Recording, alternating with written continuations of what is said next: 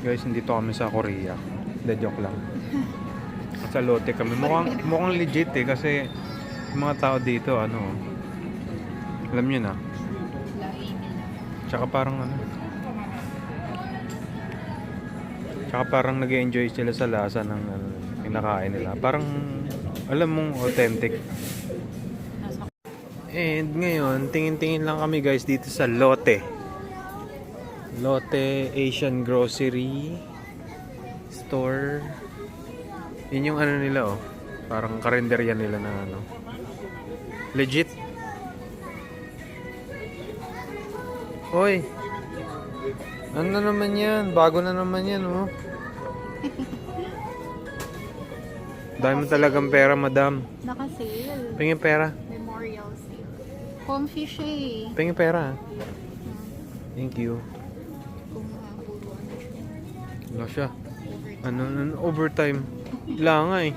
Pambawi lang yun ng oras na ano. So, tingnan natin anong meron dito. Oh, may mga pang ano sa bahay oh. Pang sangyup oh. Parang ang gaganda ng quality oh. Marbling oh. Ano nga yung favorite ko? Wagyu beef. Brisket. Gusto ko ng brisket.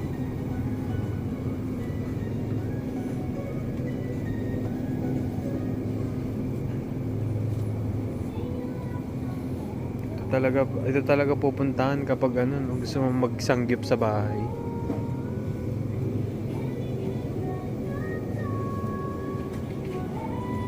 Lalo na to, ito talaga oh, gusto mo mag ano sa bahay oh. Mag hotpot oh, ayan na, ready hotpot slice na to na ano. Or pang ano, pang grill din. Kasi yan na oh, yung mga Korean barbecue na ano, na sauce oh.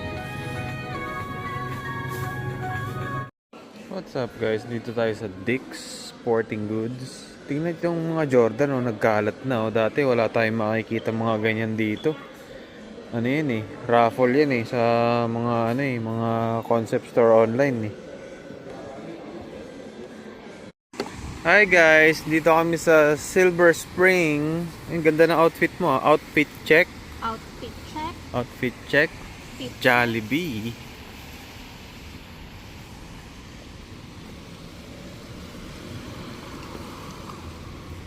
Pangit ng May weather. pinapanood namin yung vlog nila, ano, nila Tim Perez vlog. Congratulations nga pala sa ano niya, sa bago niyong car. Pa-drive naman guys, pa-drive.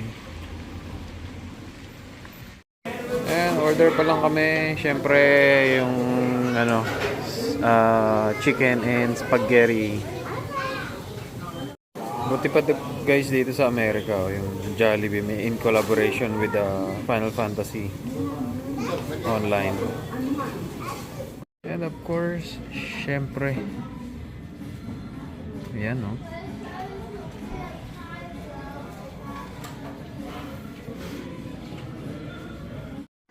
What's up guys? Mechanical mode. Nirecommend ng Mazda na ano, palitan ko yung engine air filter.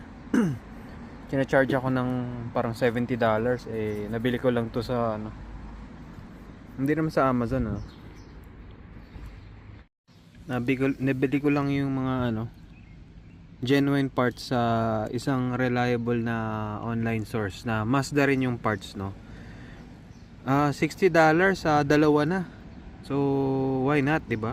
So 30 lang isa oh, tapos ako lang nagkabit. Ay, hindi pala. Ano, china-charge ako ng $120. No? Papalitan lang yung ano, engine air filter. So, ano lang yun.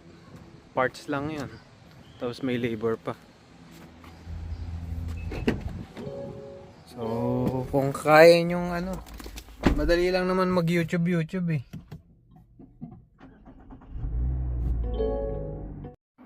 Hindi ko sinasabi na YouTube ang sagot sa lahat na pwedeng kayo na lang no sa sasakyan. Dapat alam nyo rin yung ginagawa nyo. Katulad ng airbox na yan, ano,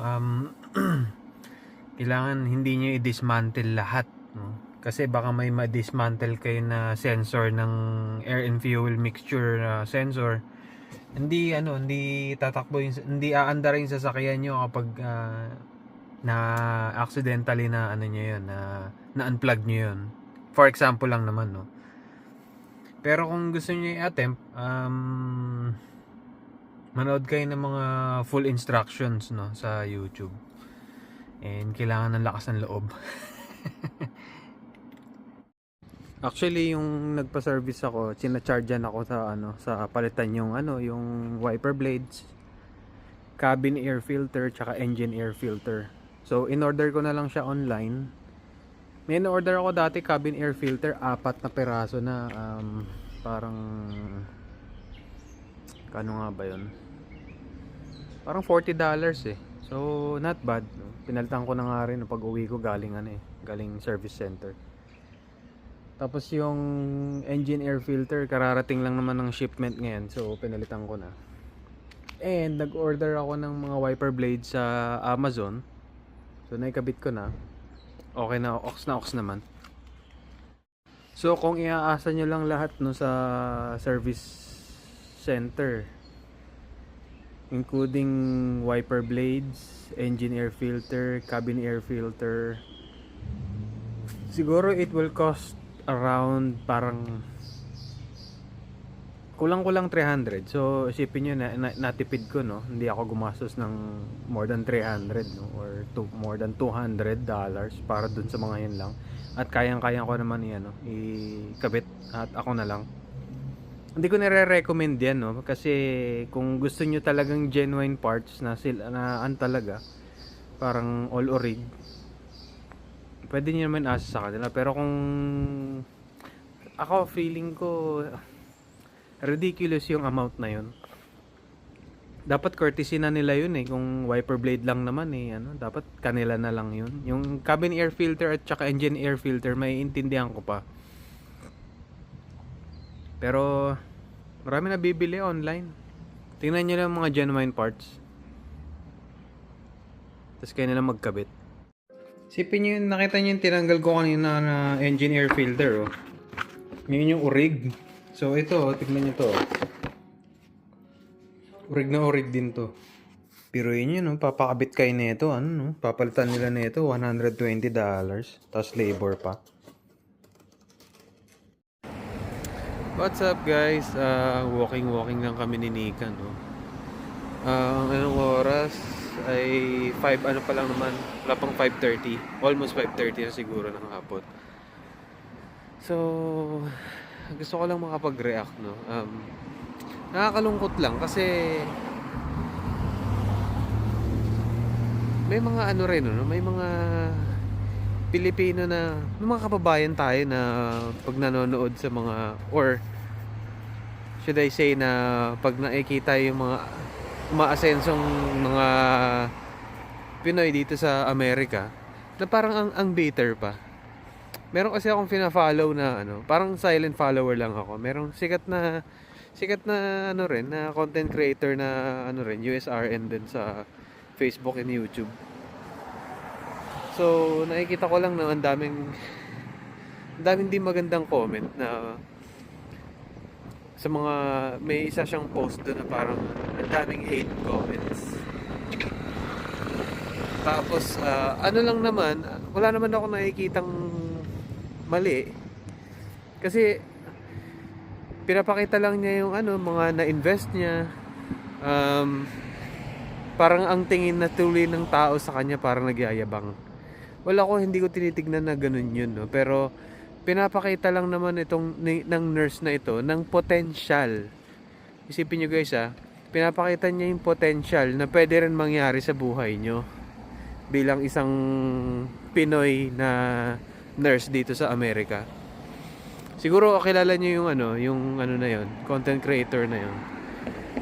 Gusto ko lang makapag-react kasi parang grabe naman. May isang comment pa dun na nurse din daw siya dito sa Amerika. Tapos may comment pa siya dun na sabi pa niya parang pasalamat ka nakapasa ka ng NCLEX. Parang hello, alam mo ba yung sinasabi mo? Kung nanonood ka dito, no, parang alam mo ba yung sinasabi mo? Lahat tayong mga nakapasa ng NCLEX, hindi naman tayo umasa sa swerte, eh. Pinagsikapan natin pumasa. At saka hindi naman lahat na nakakapasa ng NCLEX nakakarating dito. Marami ka pang pagdadaanan. At hindi lang yun, no. Magkamali ka rin naman ng diskarte dito, baon na baon ka rin talaga sa utang eh. Hindi guarantee yung ano na pumasa ka ng NCLEX eh, ano. It's a start. It's a start na pumasa ng NCLEX. Investment 'yun. Ang pag-NCLEX ay isang investment kasi very classic sa ating mga Pilipino. Way back nung college pa ako, ang dami nag-switch, mga doktor, ang dami.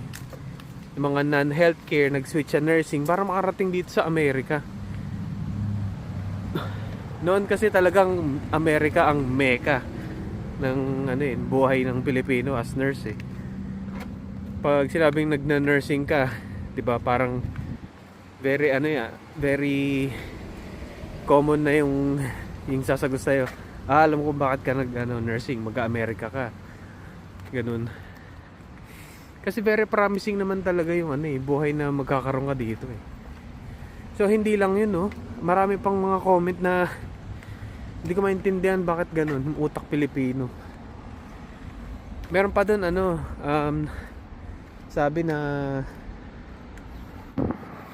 meron pa doon, sabi pa ng ano, nag-comment doon na ano, respeto daw sa mga Pilipino na nurses natin sa nasa Pilipinas na hindi daw iniwan yung yung country, no, na nagpakabayani.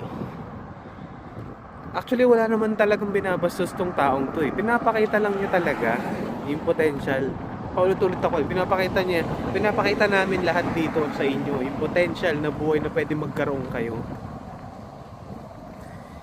Kasi alam nyo, choice nila yun eh. Siguro kung ayaw nila iwan yung Pilipinas, may kanya-kanyang rason. Kung hindi nyo pa napapanood nun, meron akong ginawang vlog, no? Parang yung vlog ko na 2024 na or 2023 na, kung okay pa ba mag-nursing dito sa Amerika. Panoorin nyo yun.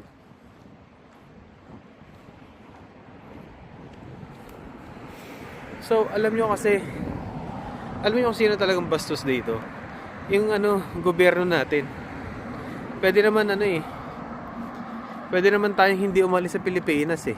Kung masusupplement nila yung mga pangarap ng mga Filipino nurses na ma-achieve nila yung mga dreams nila na hindi umaalis ng bansa. Isipin nyo na lang yun. Sila naman talaga yun eh, kung iisipin nyo eh. Sila naman talaga may kasalanan eh, government natin eh. I mean,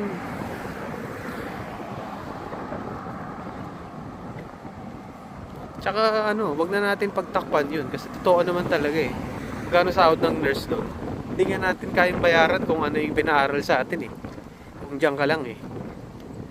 At saka kung nangangarap ka ng ano, ng magandang buhay para sa pamilya mo. I mean, sinasabi kong ganda ng buhay, yung komportableng buhay ba? Na maipo-provide mo sa family mo at the same time hindi ano, at the same time malalim ang bulsa mo. Wala yun sa Pilipinas eh. 100%.